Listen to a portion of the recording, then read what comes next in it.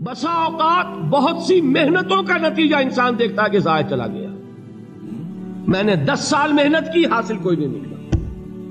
یہ ثمرات کیا ہیں؟ محنتوں کے ثمرات کا ضیاع.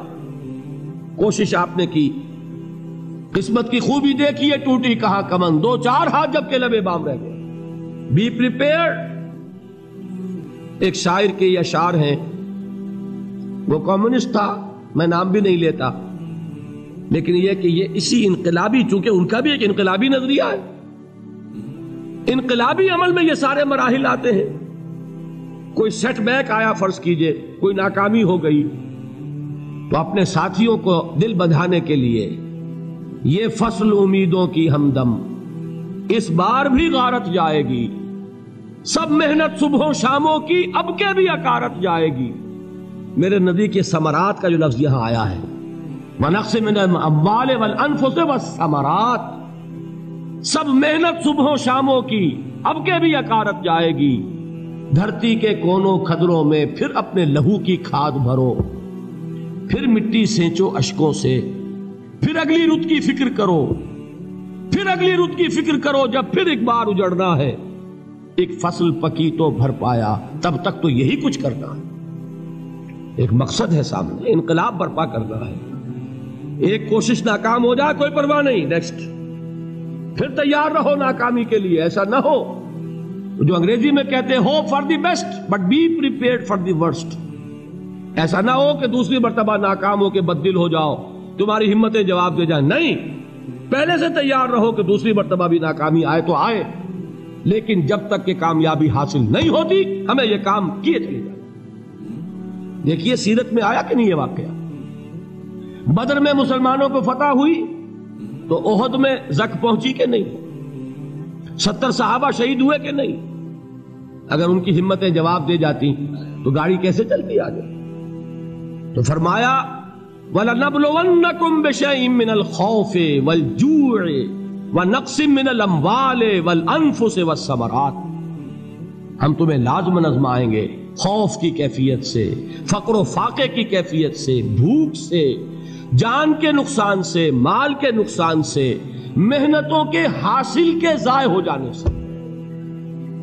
وَبَشِّرِ الصَّابِرِينَ، اور اے نبی بشارت دیجئے صبر کرنے والوں کو.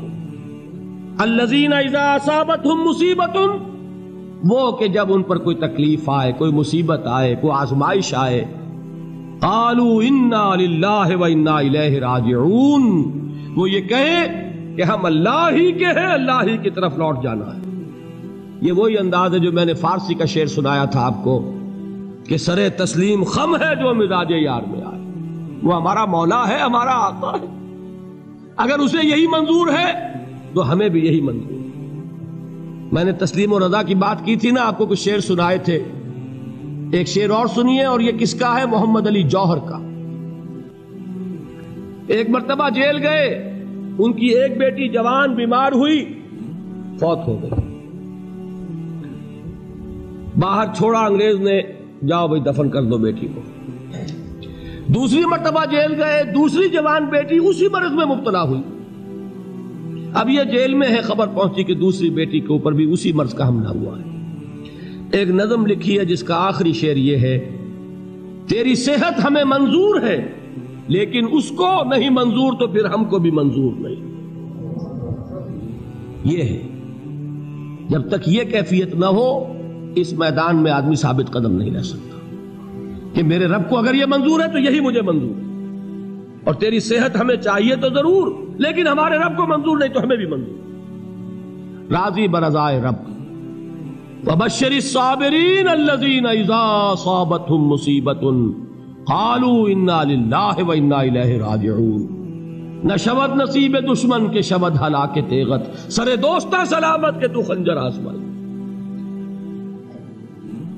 اولئک علیہم صلوات من ربہم ورحمہ، یہی ہیں وہ لوگ جن پر ان کے رب کی طرف سے عنایتیں ہیں اور رحمتیں ہیں.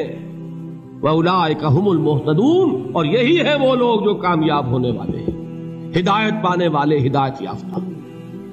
اسی سورہ بقرہ میں ذرا آگے چل کر، یہ تو ہے 20واں رکوع، 19واں رکوع 21ویں رکوع کی پہلی آیت ہے لیس البر ان تولوا وجوہکم قبل المشرق والمغرب ولکن البر من آمن باللہ والیوم الآخر والملائکۃ والکتاب والنبیین وآتى المال على حبه ذوي القربى واليتامى والمساكين وابن السبيل والسائلين وفي الرقاب وأقام الصلاة وآتى الزكاة والموفون بعهدهم إذا عاهدوا والصابرين في البأساء والضراء وحين البأس۔ اب یہ آیت جو ہے سورۃ العصر میں جو مضامین آئے تھے سارے اس میں موجود ہیں۔ وہاں ایمان کا لفظ آیا، یہاں 5 ایمانیات کی تفصیل آ گئی، اعمال کی تفصیل آئی، اور آخری بات وہاں کیا ہے وَتَوَاصَوْا بِالصَّبْرِ، اور یہاں کیا ہے وَالصَّابِرِينَ فِي الْبَأْسَاءِ وَالضَّرَّاءِ وَحِينَ الْبَأْسِ، اور صبر کرنے والے، اصل نیکی ان کی ہے جو صبر کریں، کس میں؟ جنگ کے وقت، ذرائے، بأسائے، بأسا کہتے ہیں فقر اور فاقہ، واحد آئے گا باس تو اس کے معنی جنگ، اور بأسا جمع میں آئے گا تو فاقہ، فقر، بھوک، اور ذرائے جسمانی تکلیف، ضرر، جسمانی تکلیفوں میں صبر کرنے والے، فقر اور فاقے میں صبر کرنے والے، اور جنگ کے وقت صبر کرنے والے، اولئک الذین صدقوا واولئک هم المتقون، یہ ہیں وہ لوگ جو صبر کرنے والے ہیں، یہ ہیں جو سچے ہیں، جو اپنے دعوے میں نیکی کے اور ایمان کے صادق ہیں، اور یہی وہ لوگ ہیں جو متقی۔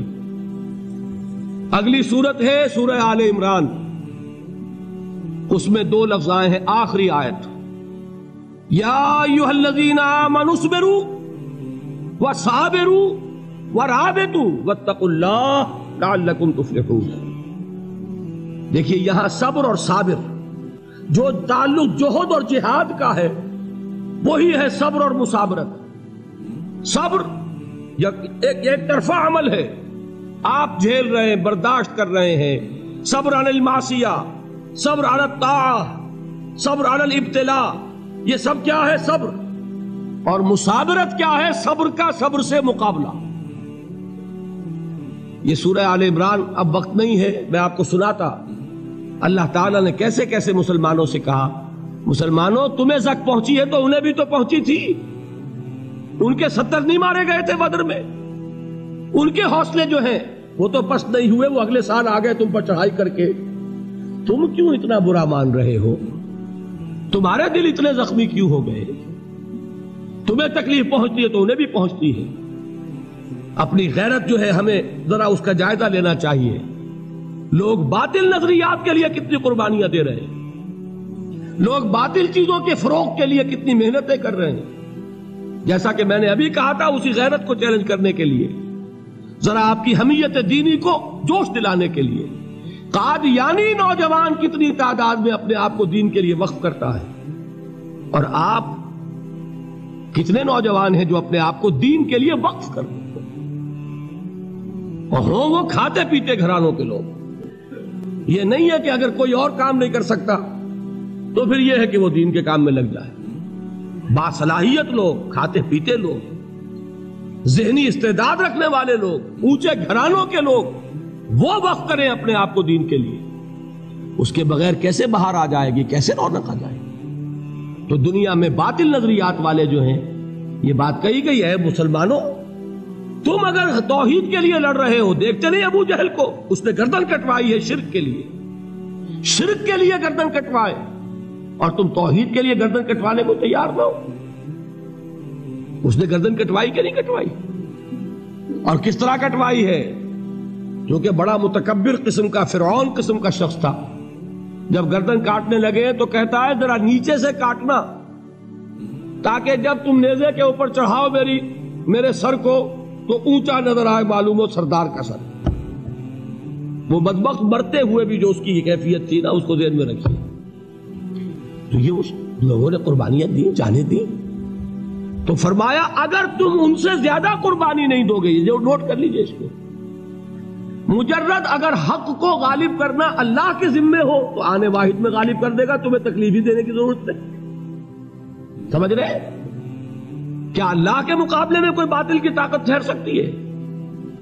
یہ تمہارے ایمان کا امتحان ہے، یہ تمہارے خلوص کی آزمائش ہے، یہ تمہارے امتحان کا ثبوت درکار ہے کہ اللہ تعالیٰ دیکھنا چاہتا ہے تم اس کے لیے اپنی جانیں قربان کرنے کو تیار ہو کہ نہیں، تم اس کے لیے تن من دھن لگانے کو تیار ہو کہ نہیں۔ اور یہ جان لو کہ اگر کفار اور مشرکین اور ملحدین اور باطل نظریات والے وہ جو کچھ قربانیاں اپنے باطل نظریات کے لیے دے رہے ہیں ان سے زیادہ اگر تم نہیں دو گے تو حق غالب نہیں ہوگا۔ انہوں نے جو صبر کیا ہے اپنے باطل نظریات پر، اگر تم اس سے زیادہ صبر کا ثبوت نہیں دو گے اپنے اس حق پر تو حق غالب نہیں ہوگا۔ اس لیے فرمایا یا ایھا الذین آمنوا اصبروا وصابروا، نہ صرف یہ کہ صبر کرو بلکہ صبر میں اپنے دشمنوں سے آگے نکلو، ان کے صبر سے بڑھ کر صبر کرو۔ ورابطوا، مرابطہ کہتے ہیں چوکس رہنا، ہوشیار، پہرا دو، ایسا نہ ہو کہ دشمن جو ہے غفلت میں تمہارے اوپر کوئی حملہ جو ہے کر بیٹھے۔ واتقوا اللہ، اور اللہ کا تقوی اختیار کرو، لعلکم تفلحون، تاکہ تم فلاح پاؤ۔